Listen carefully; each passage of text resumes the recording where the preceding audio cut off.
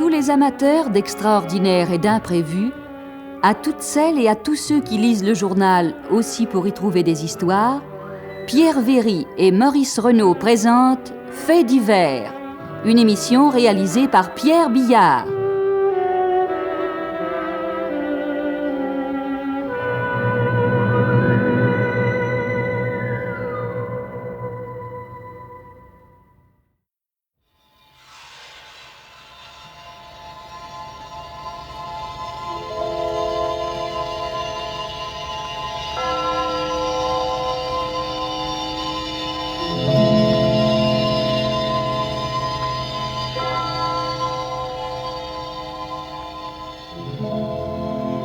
Pierre Freinet, Pierre Larquet et Pauline Carton dans un conte de Gilbert Sigaud, Le passant de Saint-Sauveur.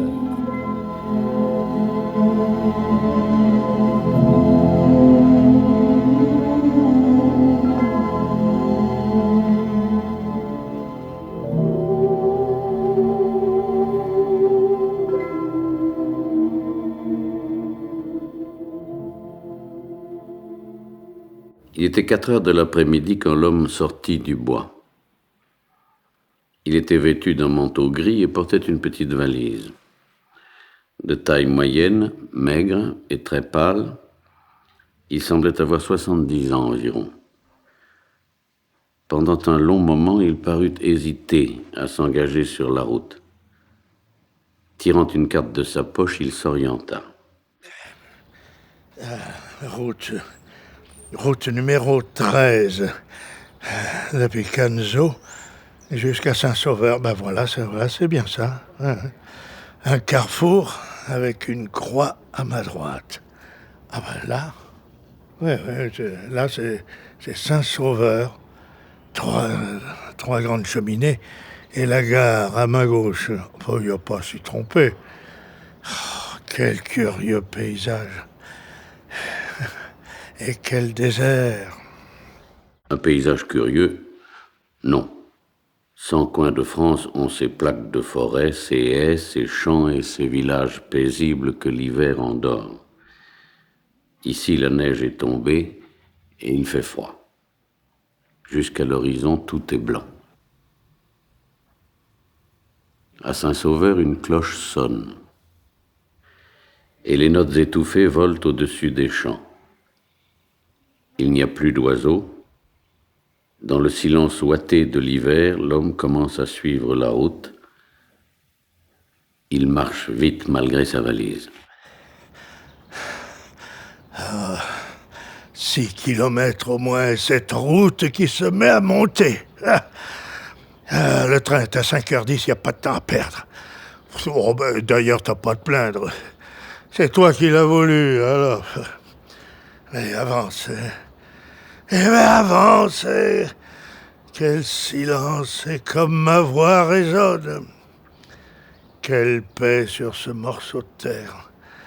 On dirait que les hommes l'ont quitté.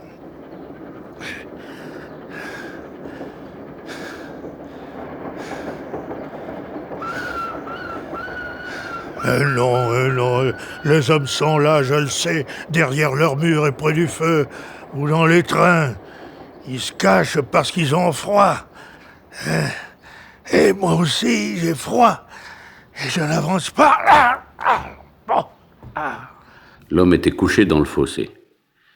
Il avait le visage dans la neige et, devant ses yeux, il voyait le long ruban de route qui le séparait encore de Saint-Sauveur. Ah non, j'y arriverai jamais. Et la nuit va tomber. Ma valise. Et où est ma valise? Eh bien, allez, debout, puisque tu l'as voulu. Debout. Allez. Aïe. Oh, ce sont les reins qui ont pris. Quelle bêtise. Crois-tu? Et si tu mourais là, hein, tout seul, sans personne pour prévenir? Qu'est-ce qu'il y a? Tiens, mais qu'est-ce que c'est? Il y a quelqu'un? Eh ben, il y a quelqu'un! Montez vite. Alain! Ah, mais monsieur, je ne sais pas, Allez, ne faites pas de façon, c'est pas le moment. Par cette température.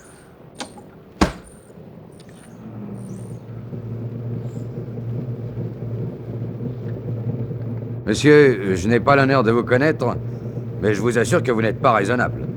À votre âge et par ce froid, si vous étiez un de mes malades... Vous êtes médecin? Docteur Dugard de Saint-Sauveur. Ah ouais, je vois que j'ai beaucoup de chance. Je vais à Saint-Sauveur, qui m'a l'air d'un joli pays. Vous trouvez? Vous n'êtes pas difficile. On voit bien que vous n'êtes pas de la région. Depuis octobre, je patauge dans la boue, quand je ne dérape pas sur les routes gelées, et mon confrère de Clairefontaine malade, enfin. Il faut bien. Eh oui, il faut bien, docteur. Il faut soigner les hommes et s'occuper aussi des vieillards stupides qui se promènent sur les routes. Pas stupide, monsieur. Imprudent. Je vous disais tout à l'heure que si vous étiez un de mes malades, enfin, un de mes clients... Ouais, eh bien, que feriez-vous? Je vous ordonnerais de rentrer immédiatement chez vous et de vous mettre au lit. Jamais eu d'accident pulmonaire? Oh non, non, jamais. Tension? Comment? Je vous demande quelle est votre tension. J'avoue que je ne sais pas. Vous ne savez pas. Ah, non. Et voilà. C'est toujours comme ça. Mais non de non, vous n'avez donc personne pour vous soigner. Mais si, mais si. Oh, je suis très bien soigné. Très, très bien soigné, je vous assure, et je ne me souviens pas d'avoir jamais été malade. Il suffit d'une fois. Dites-moi, est-ce que ce n'est pas la gare de Saint-Sauveur? Si, et nous allons y être. À quelle heure votre train? À 5h10. Bon, il est 4h25, nous avons le temps. Eh bien, mais vous vous trompez, docteur. La gare est à gauche. Oui, je sais, mais ma maison est à droite, et c'est là que nous allons. Pourquoi? Parce que je tiens à vous examiner. Rassurez-vous, il n'y en a pas pour longtemps et vous ne manquerez pas votre train. Naturellement, ça ne vous coûtera rien. Mais je suis un malade comme les autres. Il n'y a pas de raison. Bien qu'à vrai dire, cette consultation me paraisse inutile. Complètement inutile.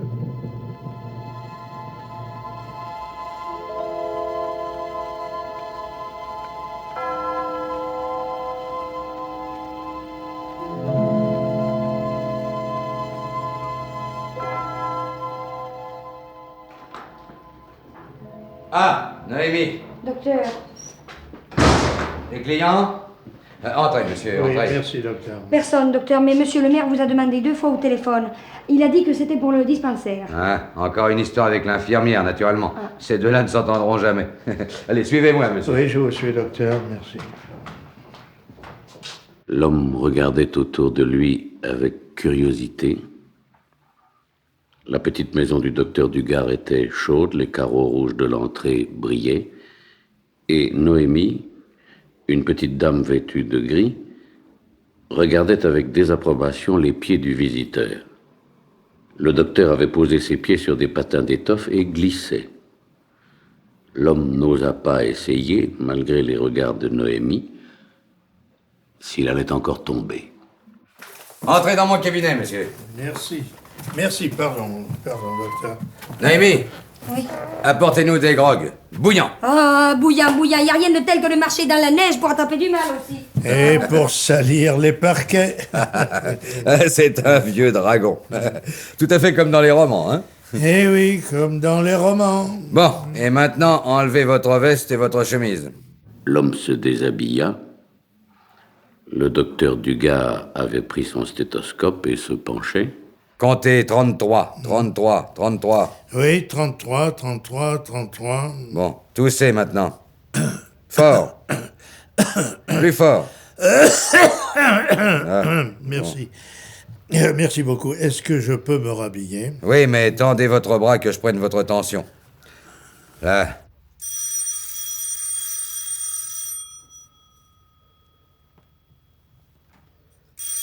« 15, 8 et demi, c'est parfaitement normal. Pardon. Allô? Allô, oui? Qui?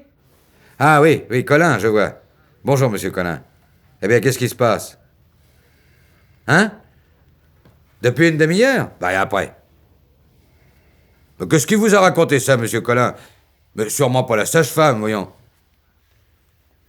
Bon, écoutez, je viendrai dans 1 heure. D'ici là, ne faites rien. Mais non, faut pas lui donner à manger. Rien, je vous dis, là, rien. À tout à l'heure. C'est ça. Une naissance? Oui. S'il sort du chou à minuit, celui-là, il a un prénom tout trouvé. Hein. Ah oui, oui, bien sûr. Oui. Ah, voilà nos grogs, entrez, Noémie. Allez, apportez. Beaucoup de sucre, monsieur. Comme vous. Bon. Oui.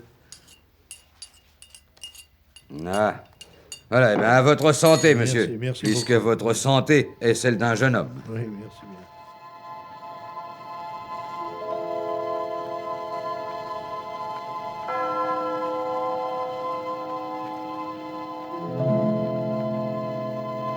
L'homme était maintenant dans la rue, en route vers la gare, sa valise à la main. Il avait sur la tête un béret basque que le docteur Dugard venait de lui prêter. Il entendait encore la voix chaude du docteur et aussi celle de Noémie, qui semblait prête à le gronder comme un enfant. Messi, prenez espérer. Les trains ne sont pas toujours très bien chauffés. Vous me le renverrez quand vous serez rentré chez vous. Ça ne presse pas. Calmez. Voyagez tout seul, à votre âge, et un jour pareil, si c'est pas malheureux.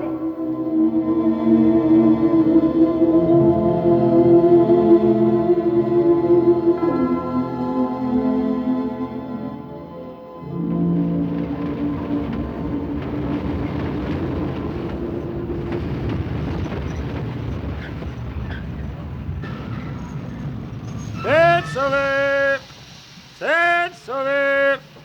Les voyageurs pour Hilaire-le-Vieux, en voiture.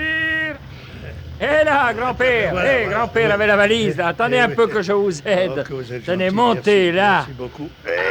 Ah, c'est que ces vieux wagons, c'est aussi haut que les diligences. Eh oui. Vous alliez vous casser une patte, là. Oh, merci. Pardon, messieurs, dames, pardon. Ah, passez-moi Pardon, votre valise, monsieur, que oui. je la mette dans le filet. Oh, merci beaucoup. Vous êtes très aimable, monsieur. Mais pas de quoi, voyons.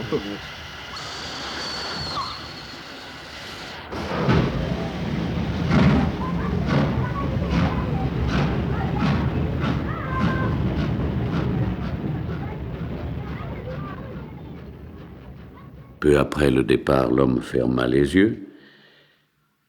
Il semblait dormir, mais il n'était qu'assoupi.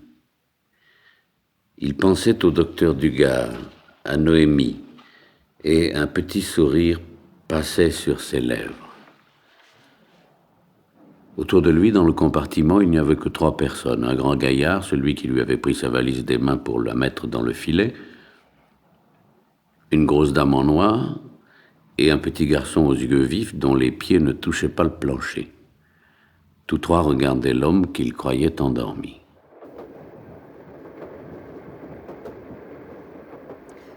Croyez-vous si c'est pas malheureux? Hein? Je dis si c'est pas malheureux. Malheureux de voir un pauvre vieux maigre comme un clou et pâle comme un mur blanc voyager tout seul, et avec une valise qui a l'air de peser, hein? Et s'il lui arrivait quelque chose, qui est-ce qui s'en occuperait? Il tient à peine sur ses jambes, j'en suis sûr. Il fait pitié. Tédé, tiens-toi tranquille et arrête de bouger tes pieds. Eh ben moi, monsieur, moi, hein, j'aurais pas laissé mon père ainsi. Et je dis que c'est une honte. Oh, Tédé, si tu continues, je vais te planquer une gifle, je te préviens. Qu'est-ce que tu as? Je m'ennuie. Ça ne t'amuse donc pas de voyager? Non. Bien entendu, vous me direz qu'il n'a peut-être pas d'enfant. Mais c'est pas une raison. Il y a sûrement des frères, des sœurs, des neveux, des nièces, des cousins, des... L'homme n'avait pas ouvert les yeux, mais la pitié de la brave dame le touchait. Avait-il donc l'air si malheureux et tellement abandonné?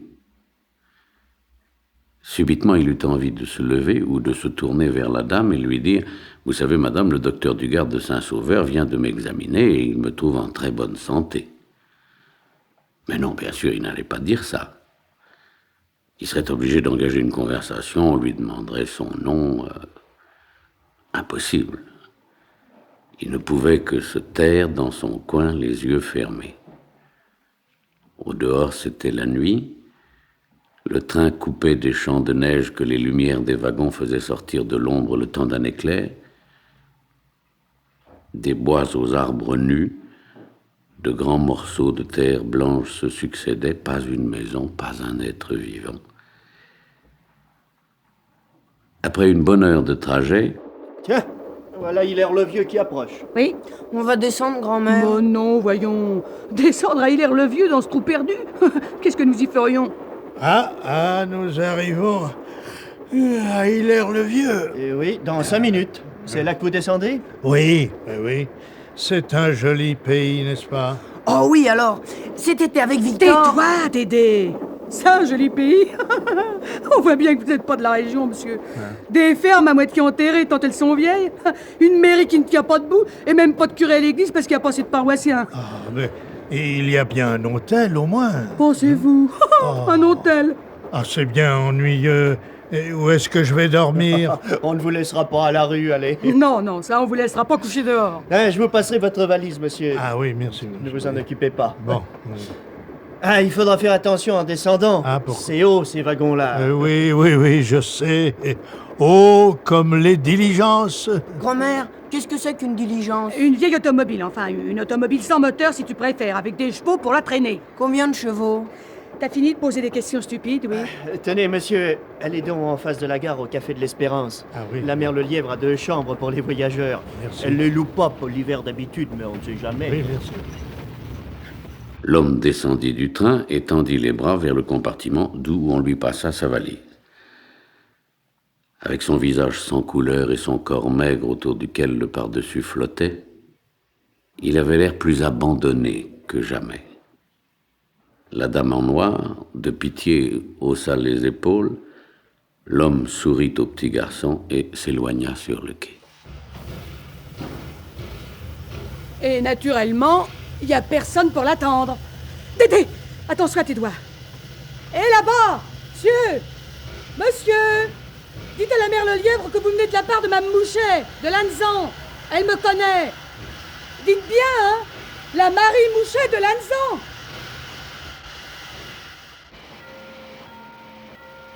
Votre billet, s'il vous plaît. Mon Oui. billet? Ah oui, oh, pardon, voilà. Dites-moi, monsieur, est-ce que vous pourriez m'indiquer le Café de l'Espérance? C'est droit en face de la gare, là, à 100 mètres. Ah, Tenez, bon. voyez-vous, les vitres sont éclairées. On les voit d'ici, d'ailleurs. Oui, merci, monsieur. L'homme traversa la petite place encadrée par quelques maisons. Sur la neige, les voyageurs se pressaient sans se parler. Et presque tout de suite, les lumières de la gare s'éteignirent, car il n'y avait plus d'arrêt des trains avant le lendemain matin. L'homme entra au Café de l'Espérance. C'était une grande salle basse de plafond. À gauche, il y avait un comptoir d'étain, à droite, un billard, et un peu plus loin, une table où des hommes jouaient aux cartes. Bonjour, monsieur. Bonjour, monsieur. Est-ce que Madame Le Lièvre est là? Ah, elle est dans sa cuisine. Ne bougez pas, monsieur. Merci. Léonie, du monde. Voilà, j'arrive. J'arrive, t'as pas besoin de crier si fort, Robert. Je suis pas sourde. Bonjour, monsieur. Bonjour, madame. Est-ce que vous pouvez me donner une chambre pour la nuit? Oh, mon Dieu, je vais pas vous laisser à la rue, un jour pareil, hein. Par exemple, faut que j'aille vous faire du feu. Donnez-moi toujours votre valise, je vais vous la monter. Oh, non, je vous en prie. Je vous accompagne. Mais laissez-moi faire, Merci, Michel, là-haut. Vous attraperiez du mal à votre âge. Merci. Restez donc au chaud. Merci. L'homme s'approcha du poêle. C'est alors qu'il vit dans le fond de la salle, dans un angle, un petit sapin dressé sur une table. Aux branches pendaient des boules brillantes, des étoiles de papier doré, et au pied du sapin, Mais qu'est-ce que c'est que ça? une petite maison de carton qui abritait de minuscules animaux, des figurines bariolées, et couché sur un lit de paille, un minuscule enfant rose et nu. Un peu plus loin, un vieillard à longue barbe blanche. Et là, grand-père. Faites le 4e. Comment? Je vous demande si vous voulez faire le 4e à la belote. Ah oui, à la belote. Oui, oh non, merci, mais je ne sais pas jouer. Si vous le permettez, je m'installerai à côté de vous pour regarder. Oui, prenez cette chaise, alors. Hein. Merci. Pardon, merci. À toi de donner, Philippe. Merci. Qu'est-ce que vous buvez, grand-père? C'est ma tournée. Allez, coupe, Robert. Voilà, je vous ai allumé du feu. Merci, Qui madame. fera chaud dans un moment. Donne-nous une bouteille du même, Léonie. Et vous, monsieur? Un grog, s'il vous plaît. Bon. Je passe. Pareil. Je prends. Une tierce. Majeure. Ah, elle est bonne. À toi de jouer, Georges.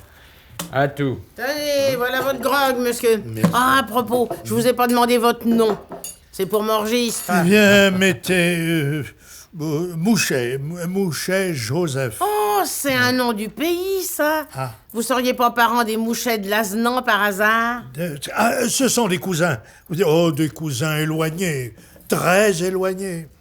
Monsieur Mouchet, puisqu'il se nommait ainsi, passa une bonne heure à regarder les joueurs de cartes.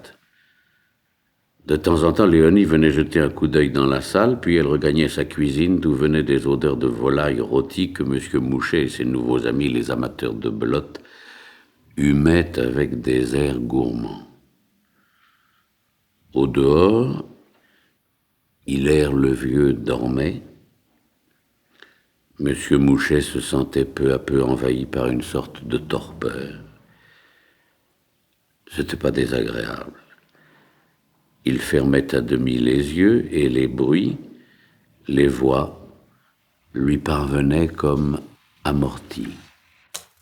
Madame, allez, las. Philippe, t'es cuit.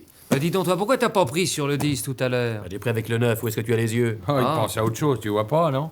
Il est 11h et il attend une étoile, peut-être. Oh, tiens. Tu serais pas une nommée Colette, par hasard? Allez, coupe. Non, ça va aller, à toi de donner, Georges. Ah non, c'est à moi. Tu veux pas qu'on fasse une bataille, des fois, hein? C'est simple, pas fatigant. On peut y jouer en pensant à autre chose. Bonjour les champions.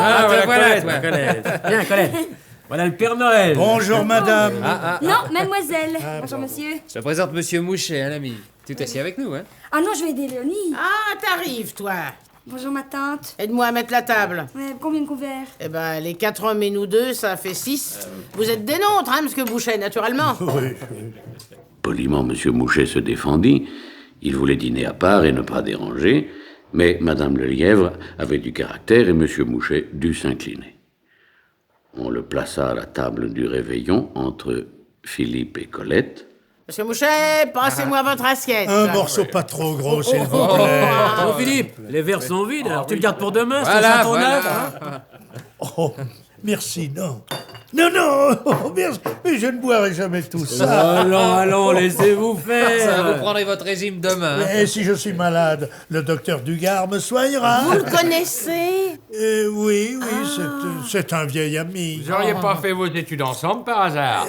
Quelque chose comme ça, Je oui. me disais Et sans indiscrétion, monsieur Bouchet, qu'est-ce que vous faisiez? Enfin, qu'est-ce que vous faites? Oh, vous pouvez parler au passé, j'ai pris ma retraite depuis longtemps. Professeur, hein? Devinez. Votre assiette, monsieur Mouchet. Non, j'ai assez mangé, merci. Dans les assurances, hein? Non. Dentiste? Oh, le bon. Non plus.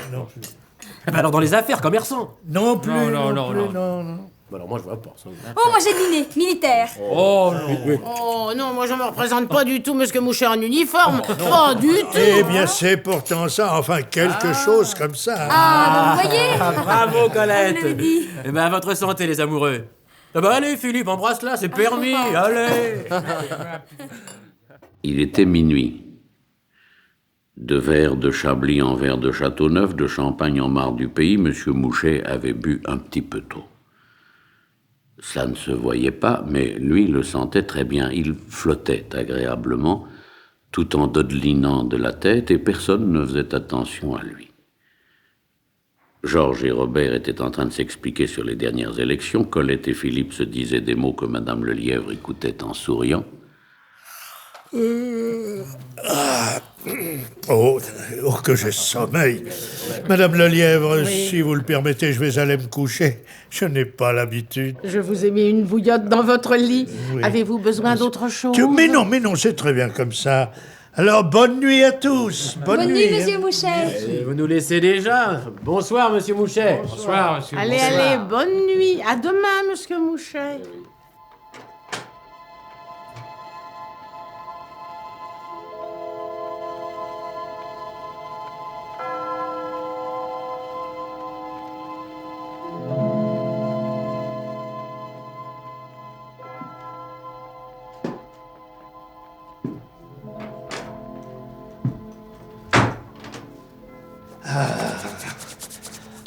Le feu n'est pas mort. Et elle a dû certainement remonter pour le charger, cette brave Madame Lelièvre.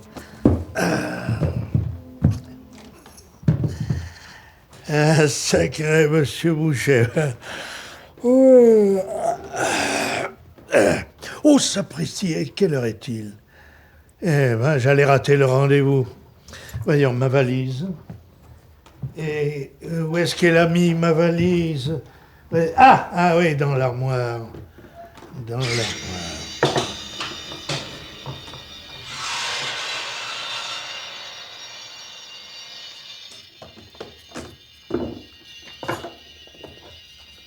Ici B14. Ici B14, réception. Oui, réception normale. À Saint-Hilaire, oui. Aucune difficulté particulière. Pourquoi m'appelez-vous? Comment? Oh, mais vérifiez votre mission, je ne comprends plus. Encore plus haut. Bon, oui, ça va maintenant. Je répète, pourquoi m'appelez-vous? Non, aucun danger. Les conditions sont celles que je prévoyais, très favorables. Quoi? Avancez l'heure? Non. Je répète, non. Je vous donnerai mes raisons plus tard. Je suis meilleur juge, en tout cas, et je répète, non. Interdiction absolue. C'est un ordre, j'ai dit un ordre. Et je ne discute pas. Terminé. Je coupe. Monsieur Mouchet glissa sous son traversin la petite boîte plate dans laquelle il venait de replacer les écouteurs, puis il se coucha et s'endormit.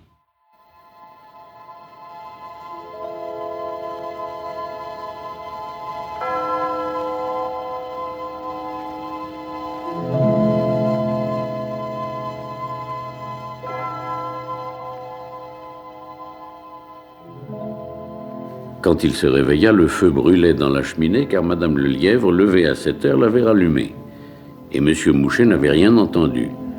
Au moment de quitter son lit, les jambes pendantes, il chercha ses souliers. Tiens, mais où sont donc passés mes souliers? Ah, il y a encore du feu, tiens. Ah ben, les souliers sont devant la cheminée. Eh ben, oh, qu'est-ce que c'est que ça? Oh, une pipe, comme celle de Robert, et un paquet de tabac. Quelle drôle d'idée. Ah, quels braves gens. Tout ça est bien étrange.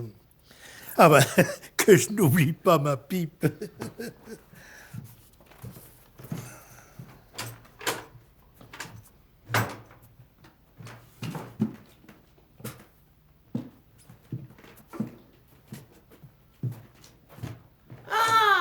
C'est vous, monsieur Mouchet? Oui.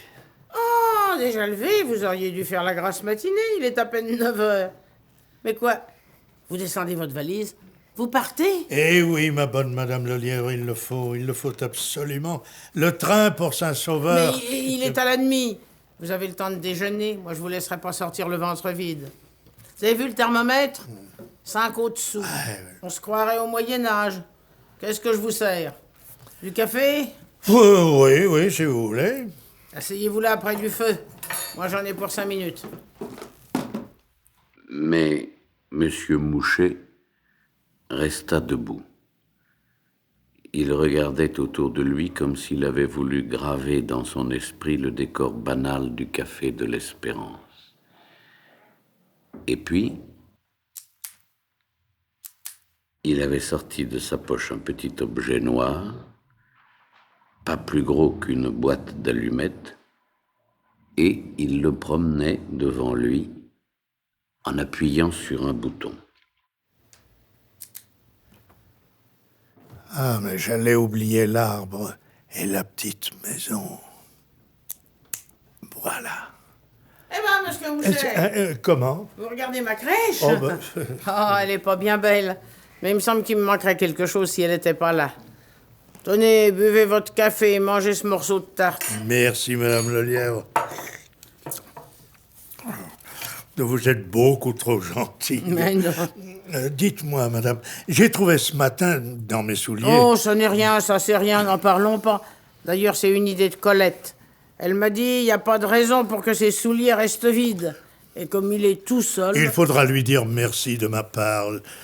Je voudrais bien, moi aussi, vous laisser quelque chose, mais je n'ai rien à vous laisser en souvenir. Oh, mais si, attendez. Madame Lelièvre, si vous le voulez bien, ne me regardez pas pendant que j'ouvre ma valise. Ah oui? Ah bon, alors, vous voyez, je suis derrière le comptoir. Voilà. Oui. Tenez, Madame Lelièvre, prenez cette petite boîte. Merci beaucoup. Mais écoutez, il fallait pas... mais ne l'ouvrez pas, je vous en prie. Mais puisque c'est un cadeau... Oui, bien sûr, et maintenant, il vous appartient. Je comprends que je suis peut-être un peu exigeant, mais je vous demande vraiment, vous comprenez, vraiment, de ne pas ouvrir cette petite boîte. Elle est jolie. On dirait de l'ébène. C'est bien tentant de savoir... Non, pas maintenant, quand je ne serai plus là. Vous voulez bien, hein? Vous me le promettez? On ne peut rien vous refuser. Mais j'espère que vous n'avez pas fait de folie. Ah, voilà Robert. Bonjour Léonie. Bonjour Monsieur Mouchet. Bonjour. Alors, bien dormi? Très bien. Et vous voyez, j'ai une pipe qui ressemble à la vôtre. Avec des gestes maladroits, M. Mouchet bourra sa pipe, puis l'alluma.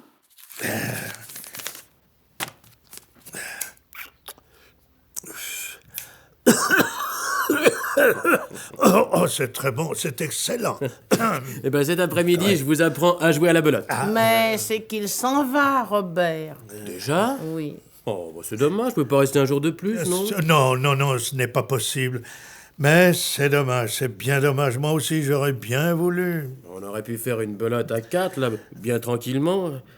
Et puis vous allez voyager par ce froid, à votre âge. Je suis encore solide, vous le savez. Allons, Madame Lelièvre, il faut me dire ce que je vous dois. L'heure avance. Eh bien, 500 francs de chambre, et puis c'est tout. Comment, c'est tout? Et le dîner? Oh, ça ne compte pas, vous étiez invité. Mais tout de même... Oh, mais non, il n'y a pas de mais. Ah, vous savez, elle a l'habitude qu'on lui obéisse. Hein? Alors, eh bien, voilà 500 francs. Merci. C'est bien peu... Oh, vous reviendrez, monsieur Mouchet. Vous reviendrez. Et puis je vous apprendrai à jouer à la belote. Et nous ferons un bon dîner. Comme hier. Oui, c'est ça, comme hier, avec Colette, Philippe et Georges. Alors, cette fois... Non, laissez la valise. Je vous accompagne jusqu'au train. Oh, merci.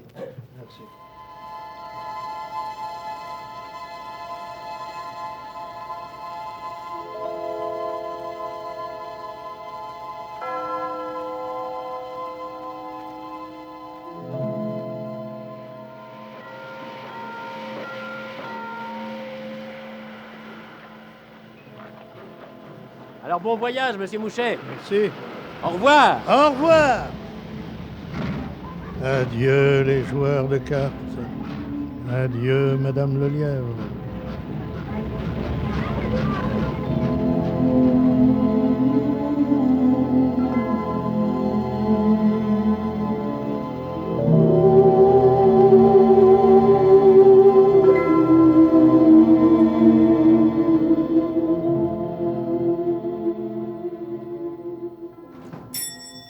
C'est toi, Robert? Oui, bonsoir. Ah. Eh ben ça alors. Qu'est-ce qu'il y a, Robert? Eh ben il y a que monsieur Mouchet a pris le train de Saint-Sauveur. Et puis après? Comment après? C'est qu'il est venu par ce train-là hier soir. Alors tu peux me dire ce qu'il venait faire ici? Il a pas bougé de la maison. Il venait pourtant pas pour nous voir, non? Oh bah tu cherches. Qu'est-ce que ça peut bien te faire? Il a peut-être changé d'avis, cet homme. Oui, puisque j'en disais, tu sais, moi. Qu'est-ce que c'est que cette petite boîte? Ah, ça, c'est un cadeau de monsieur Mouchet. Pour mettre tes bigoudis? Oh, peut-être. Tiens, il y a quelque chose dedans. Quoi? Ah, ça, je ne sais pas. Je l'ai pas encore ouverte, il me l'a défendue. Enfin, il m'a demandé d'attendre jusqu'à son départ. Eh ben, il est parti maintenant. Ouvre-la, t'en meurs d'envie. Ouvre-la. Ah, ça alors? Quoi? Oh, bah regarde. On dirait un diamant. Mais il est énorme, ce diamant. Enfin, voyons, Léonie, t'aurais pas donné un diamant aussi gros que ça, c'est impossible. Enfin, réfléchis, Léonie. Bah oui, mais quelle drôle d'idée de me donner ça, là. Tout de même, ça ressemble bien à un diamant. Dans le train, M. Mouchet fumait sa pipe, les yeux tournés vers la campagne couverte de neige. Il n'y avait que lui dans le compartiment.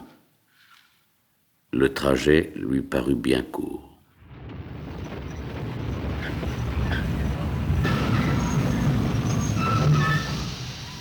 Saint-Sauveur! Saint-Sauveur, 3 minutes d'arrêt! Saint-Sauveur! Ah, tiens, bonjour, grand-père. Bonjour. Passez maintenant votre valise, là. oui. C'est ça, hein, faites attention. Hein. Oui. Pas le moment de glisser, de se casser une patte, hein. Ah non, ce n'est pas le moment. Pas le moment, non. Donnons d'une pipe. Merci. Monsieur Mouchet quitta la gare de Saint-Sauveur et gagna la grande route. Il fumait sa pipe avec application et marchait lentement. Il entra dans les bois après avoir soigneusement observé les alentours. Comme la veille, la campagne semblait absolument déserte. Il était 2 heures de l'après-midi. Il marchait plus lentement, comme s'il était là. Mais il fallait bien repartir. Il arriva bientôt à la clairière où reposait sous la surveillance de 3 gardes armés la fusée. Allumage, vite!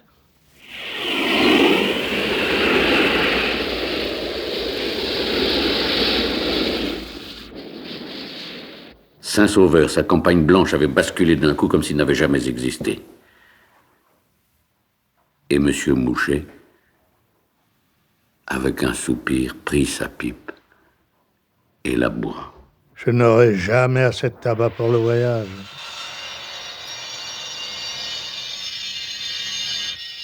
« 18 heures de vol sans bruit dans la cabine. Maintenant, M. Mouchet jouait avec sa pipe vide et attendait avec impatience le premier signal de Mars. À 50 000 km à l'heure, l'engin semblait immobile.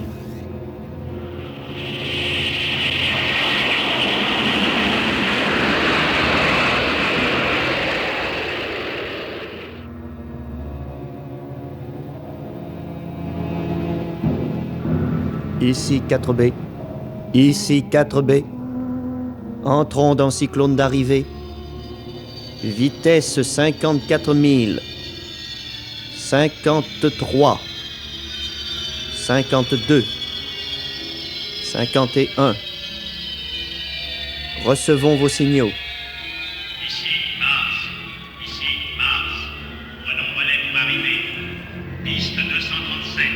Secteur 12. Le surintendant a-t-il des ordres à donner? Monsieur le surintendant, que dois-je transmettre? Je demande la réunion immédiate du Grand Conseil pour l'audition de mon rapport.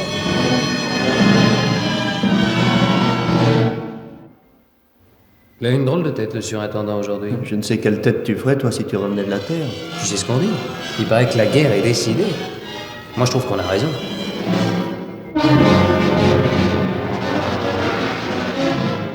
Messieurs, j'ai demandé la réunion immédiate du Conseil pour des raisons très graves.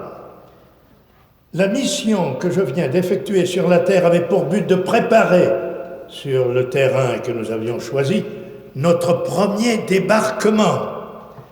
Je vous rassure, d'abord, les calculs de nos savants étaient exacts. Le territoire dont Hilaire-le-Vieux est le centre est en effet un cercle de 30 km de diamètre qui répond aux conditions d'un débarquement par surprise. Pas de centre militaire, pas d'aérodrome voisin, pas de radar, et par contre, la qualité du sol est excellente. Les analyses vous seront communiquées en temps voulu. Mais le problème est autre. Messieurs, voici comment j'ai été accueilli par ces hommes que nous nous apprêtons à détruire parce que nous les considérons comme des créatures dangereuses. Le jour où j'ai quitté la fusée, près de Saint-Sauveur,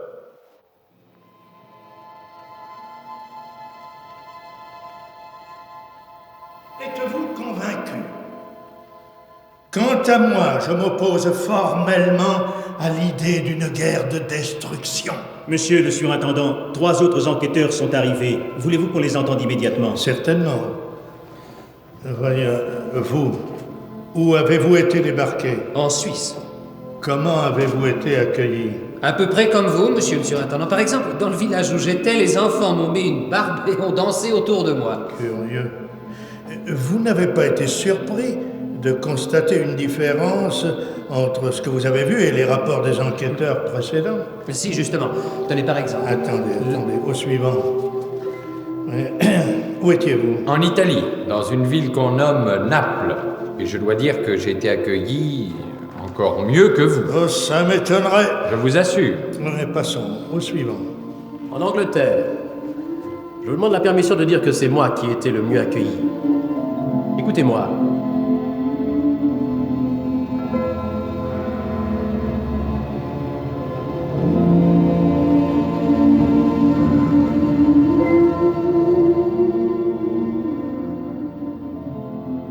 La conclusion de tout ceci est que nous nous sommes entièrement trompés sur le compte des hommes et que quelques-uns de nos enquêteurs précédents devront renoncer à ce métier. S'ils sont incapables de voir, comme nous l'avons tous constaté au même moment, dans tant d'endroits différents, que les hommes sont profondément bons, ils devront renoncer à ce métier. Il est inutile qu'ils continuent à suivre les cours de langue, de civilisation et d'identification terrestre et humaine qui leur permettent de passer inaperçus. C'est de l'argent dépensé inutilement. La multitude de nos témoignages prouve maintenant que les hommes sont bons. Ce n'est pas un enquêteur qui le dit, nous étions 30. Vous les avez entendus les uns après les autres. Je vous demande de renoncer à nos projets, si pénibles que cela puisse paraître. Pas de guerre à la terre. Madame Lelièvre, voilà un cadeau que vous ne connaîtrez jamais. Pas de guerre à ces créatures généreuses qui recueillent et aiment le voyageur solitaire, le soignent et le nourrissent. Eux, messieurs, ne savent pas ce que c'est que la haine.